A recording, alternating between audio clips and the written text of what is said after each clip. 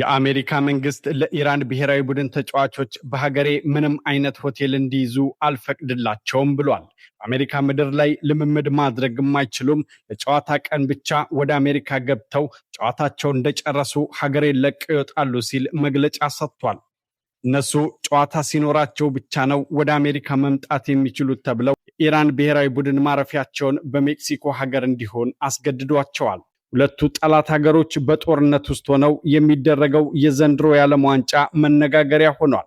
የኢራን ብሔራዊ ቡድን ከሀገሩ ሽኝት ሲደረግለት የህዝብ ማዕበል አደባባይ ወጥቶ በአንድ ድምፅ እየጮኸ እናንተ ጀግኖቻችን ሂዱና ለዛች አሜሪካ አቅማችንን አሳዩት፣ በጠላታችን ሀገር ላይ ድል ሰርታችሁ ባንዲራችንን ከፍ አድርጋችሁ አውለብልቡት፣ እናጠፋቸዋለን ብለው ቢዝቱም እንዳልሞት ንገሯቸው፣ ዛሬም ሀያል እንደሆንን አሳዩአቸው፣ ሞት ለአሜሪካ ሞት ለእስራኤል፣ ዴዝ ቱ አሜሪካ ዴዝ ቱ እስራኤል እያሉ እያዜሙ በሀገር ፍቅር ስሜት በልህና በቁጭት ስሜት ብሔራዊ ክብር ሰጥተው ከባድ ኃላፊነትና አደራ ጭምር ሰጥተዋቸው ሸኝተዋቸዋል።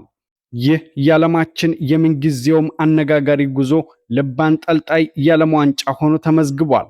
ሁለት ሀያላን ጠላት ሀገሮች በጦርነት ውስጥ ሆነው የሚጠላሉ ህዝቦች በአንድ ስቴዲየም ውስጥ የሚያገናኝ ታሪክ ነው።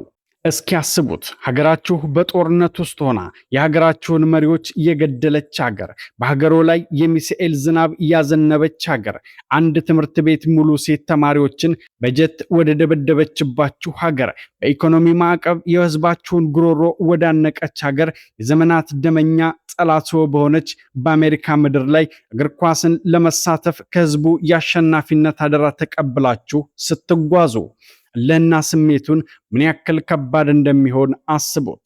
አሜሪካም እነሱን ካላጠፋው ሰላም አላገኝም ብላ ጦርነት ያወጀችበትን ህዝብ ስፖርት ፖለቲካን የማያስተናግድ ዓለም ሆኖባት የባላንጣዋን ሀገር ብሔራዊ ቡድን በገዛ ምድሯ እንድታስተናግድም ተገድዳለች። እግር ኳስ ለሁለቱ ሀገር ስፖርት ሳይሆን ፖለቲካ ነው። ኳስ ማለት ለነሱ ጦርነት ነው። ኳስ ማለት ክብር ነው። የኢራን ብሔራዊ ቡድን እንደ ሌሎች ሀገራት አሜሪካ ላይ ሆቴል ይዞ እንዲያርፍ ባይፈቀድለትም በአሜሪካ ሜዳዎች ላይ ልምምድ እንዲያደርግ ቢከለከልም ማረፊያውን ሜክሲኮ አድርጎ በብቸኝነት ስሜት በመገለልና በመገፋት ስሜት ቁጭት አንገብግቦት ከዛ ሁሉ የዓለም ሀገራት ኢራኖችን ብቻ አሜሪካ ምድሬን እንድትረግጡ የምፈቅድላችሁ ጨዋታ ሲኖራችሁ ብቻ ነው ተብለው ጨዋታችሁ እንደጨረሳችሁ በደቂቃዎች ውስጥ ሀገሬን ለቃችሁ ትወጡልኛላችሁ፣ እረፍት እንኳን እንድታደርጉ አልፈቅድላችሁም፣ እናንተ ጠላቶቼ ናችሁ ብላ የገፋቻቸው ብቸኛ ሀገር ሆነዋል ኢራኖች። አሜሪካ ለተጫዋቾቹ ቪዛ ብትሰጥም የእግር ኳስ ፌዴሬሽኑ ፕሬዝዳንት ምክትላቸውና የቡድኑ የሚዲያ ዳይሬክተርን ጨምሮ 15 ከፍተኛ ኃላፊዎች ወደ አሜሪካ እንዳይገቡ ቪዛ ከልክላቸዋለች። ምክንያቱም የአሜሪካ ባለስልጣናት እንደሚሉት ኢራን ይህንን አጋጣሚ በመጠቀም ሽብርተኞችን ወይም ከእስላማዊ አብዮታዊ ዘበኛ ጦር ጋር ግንኙነት ያላቸውን ሰዎች ወደ ሀገሬ እንድታስገባ አልፈቅድላትም ብላለች። የኢራን ብሔራዊ ቡድን በዚህ ሁሉ ውጥረት ውስጥ ሆነው የመጀመሪያ ጨዋታቸውን በሎስ አንጀለስ ስቴዲየም ያደርጋሉ። የሎስ አንጀለስ ከተማ ደግሞ ከፍተኛ ቁጥር ያለው የኢራን ዜጎች የሚኖሩባት ከተማ ናት። ምንም እንኳን ሎስ አንጀለስ የሚኖሩት አብዛኞቹ ኢራናውያን የአሁኑን የኢራን እስላማዊ መንግስት የሚቃወሙ ቢሆንም የሀገር ጉዳይ ነውና በዚያች ሰዓት ሁሉም ልዩነት ይጠፋል። ኢራናውያኖች የሀገራቸውን ቡድን ለመደገፍ በአንድነት ተሰልፈው ስቴዲየሙን ይሞሉታል ተብሎም ይጠበቃል። በዚያ ጨዋታ ቀን በአሜሪካ ምድር ላይ ስቴዲየም ውስጥ አጓጊ ታሪክ ይጠበቃል። እግር ኳስ ከፖለቲካ ጋርም ይዋሃዳል። የኢራን መሪዎችን በጦርነት ያጠቃቸውና የዘመናት ጠላት በሆነችው ሀገር አሜሪካ በገዛ ሀገሯ በገዛ ስቴዲየም ውስጥ የባላንጣዋ የኢራን ባንዲራ ከፍ ብሎም ይውለበለባል። የኢራን ብሔራዊ መዝሙር ከምን ጊዜውም በተለየ በስቴዲየሙ ደጋፊዎች ከፍ ብሎ ይዘመራል። ይህ መዝሙር ለኢራናውያን የባንዲራ መዝሙር ብቻ አይደለም። እኛ አሁንም አለን፣ አልተሰበርንም፣ ልታጠፉን ብትሞክሩም ዛሬም ሀያል ሀገርንን በጠላታችን ምድር ላይ ባንዲራችንን ከፍ አድርገን የምናውለበልብ የክብር መዝሙራችንን በአንድነት የምንዘምር ድንቅ ህዝቦች ነን። አለን አልጠፋንም የሚሉበት ያልገዛም ባይነት መገለጫቸው ነው። በዚያች ቀን እያንዳንዷ የኢራን ሙከራዎችና ጎሎች ሁሉ ከስፖርቱ ደስታ በላይ በፖለቲካ ትኩሳት ታጅቦ ስቴዲየሙ በጩኸት ይደበላለቃል። ኢራን በተደለደለችበት ምድብ የመጀመሪያ ጨዋታዋን ከኒውዚላንድ ጋር የምታደርግ ሲሆን በመቀጠል ሰኔ 21 ቀን በካሊፎርኒያ ከቤልጂየም እና ሰኔ 26 ቀን ደግሞ በሲያትል ከተማ ከግብፅ ብሔራዊ ቡድን ጋር ትፋለማለች። እያንዳንዱ ጨዋታ በስተጀርባ ግን ለኢራን ተጫዋቾች የ90 ደቂቃ ፊልሚያ ብቻ አይደለም፣ ከተገፋ ህዝብ የተሰጣቸውን አደራ የሚያስፈጽሙበት እንጂ። የኢራን ብሔራዊ ቡድን ከሌሎች ጊዜ የዓለም ዋንጫዎች በላይ በታላቅ ፊልሚያ እንደሚጫወት ከወዲሁ ቅድመ ግምት ተሰጥቶታል። ምክንያቱም ደግሞ እያንዳንዱ ተጫዋች ደም ውስጥ እልህ አለ። ቁጭት በደም ስራቸው ስለሚንቀለቀል ህዝባቸውን ለማስደሰት ሲሉ ማሸነፍን ብቻ አንግበው ወደ ሜዳ ይገባሉ። የኢራን ተጫዋቾች የተሰጣቸውን አደራ ሲገልጹት የ24 ዓመቱ ወጣት መሐመድ ጎርባኒ በፋርስ ቋንቋ አልጀዚራ ጋር ባደረገው ቆይታ የልቡን እውነት እንዲህ ሲል አውጥቶታል። ህዝባችን በጦርነቱ ምክንያት በርካታ መከራዎችን እያለፈ መሆኑን እናውቃለን። እኛ ወደዚህ የምንጓዘው ለነሱ ነው። ለነሱ ደስታና ለሀገራችን ክብር ስንል የድል ውጤት ለማምጣት እንፋለማለን። በአሁኑ ወቅት ልዩ በሆነ አስቸጋሪ ሁኔታ ውስጥ እንዳለን እውነት ነው። ነገር ግን እኛ እግር ኳስ ተጫዋቾች ነን። መጫወት፣ ልምምድ ማድረግና ራሳችንን ማዘጋጀት አለብን ይላል። በሌላ በኩል በ2018-2022 ዓለም ዋንጫዎች ላይ ሀገሩን የወከለው የ29 ዓመቱ አማካይ ሰኢድ ኢዛቱላሂ እንዲህ ሲል አስተያየቱን ሰጥቷል። እውነቱን ለመናገር ይህ ጨዋታ ቀላል አይደለም። በሀገራችን ያለው ወቅታዊ ፖለቲካ ከባድ ውጥረት ውስጥ ነው። ይህ ደግሞ በተጫዋቾቹም ሆነ በህዝቡ ስነ ልቦና ላይ ተጽዕኖ ማሳደሩ አይቀሬ ነው። ነገር ግን ግባችንና ግዴታችን ለህዝባችን መታገል ነው። ሀገራችንን መወከልና ምን ያህል ጎበዝ መሆናችንን ለዓለም ማሳየት እንፈልጋለን። የኢራን ህዝብ አደራ ሰጥቶናል። እኛ እንድንጠፋ የተፈረደብን ህዝቦች ነን። ህዝባችን በአሜሪካ ምድር ላይ ባንዲራችንን ከፍ አድርገን እንድናውለበልብ በድል ታሪክ እንድንደግምላቸው አደራ ሰጥቶናል። ሜዳ ውስጥ ስንገባ ደሙን ለገበረልን የኢራን ህዝብ ደማችንን እንሰጠዋለን።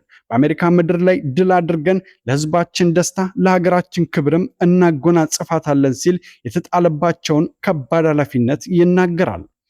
ግን ለምን በዚህ ልክ ስፖርቱ ከፖለቲካ ጋር ተጣመረ? ሁለቱ ሀገራት ከዚህ በፊትም በዓለም ዋንጫ መድረክ ተገናኝተው ተጫውተው ያውቃሉ። ያኔም ዓለም ልክ እንደሆኑ በጉጉት ሲከታተለው ነበር። የሁለቱ ሀገራት የባላንጣነት ታሪክ ሁልጊዜም ወደ ኋላ ይመለሳል። ዛሬ በጠላትነት የምናያቸው አሜሪካና ኢራን በአንድ ወቅት የቅርብ ወዳጆች ነበሩ።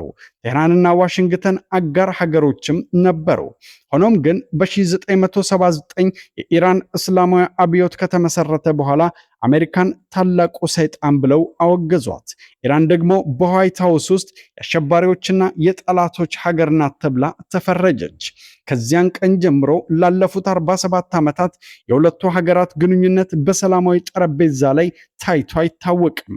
ነገር ግን ይሄ የዘመናት ፖለቲካዊ ቂም ለመጀመሪያ ጊዜ በእግር ኳስ ሜዳ ላይ አገናኝቷቸውም ነበር። ጊዜው እንደ አውሮፓውያን አቆጣጠር 1998 በፈረንሳይ የዓለም ዋንጫ ላይ ነበር። በዚያ ጨዋታ ዓለም ምን ይፈጠር ይሆን ሲል በጉጉት ይጠባበቅ ነበር። በዓለም ዋንጫ ታሪክ እጅግ የፖለቲካ ይዘት ያለው ጨዋታ ተብሎ የተመዘገበው ያ ክስተት ግን መጨረሻው የሚገርም ሆነ። የኢራን ተጫዋቾች የሰላም ምልክት የሆነውን ነጭ አበባ ለአሜሪካውያን ተጫዋቾች አበረከቱ። ጨዋታው በኢራን 2-1 አሸናፊነት ቢጠናቀቅም ፍጻሜው ግን የጋራ ሰላምታና መከባበር በተጫዋቾች ላይ ታይቶ ነበር። ስፖርት ለጥቂት ሰዓታትም ቢሆን ፖለቲካን አሸንፎ ነበር። ያ ጊዜም አለፈና ሁለቱ ሀገራት ጠላትነታቸው እንደቀጠለ ሆኖ ዛሬ ላይ ደረስን። በአሜሪካ፣ ካናዳና ሜክሲኮ በጋራ ለሚዘጋጀው የዘንድሮው የዓለም ዋንጫ የኢራን ብሔራዊ ቡድን የምድብ ማጣሪያውን በአንደኛነት በማጠናቀቅ በታሪኩ ለ7ኛ ጊዜ ወደ ዓለም ዋንጫ ማለፉን በኩራት ቢያረጋግጥም ይህ ደስታ ግን ረጅም ጊዜ ሊቆይ አልቻለም። ቡድኑ ማጣሪያውን ካጠናቀቀ ከአንድ ዓመት በኋላ እንደ አውሮፓውያን አቆጣጠር በየካቲት 28 ቀን በአሜሪካና እስራኤል ጥምረት በኢራን ላይ ከፍተኛ የጦርነት ጥቃት ተከፈተ።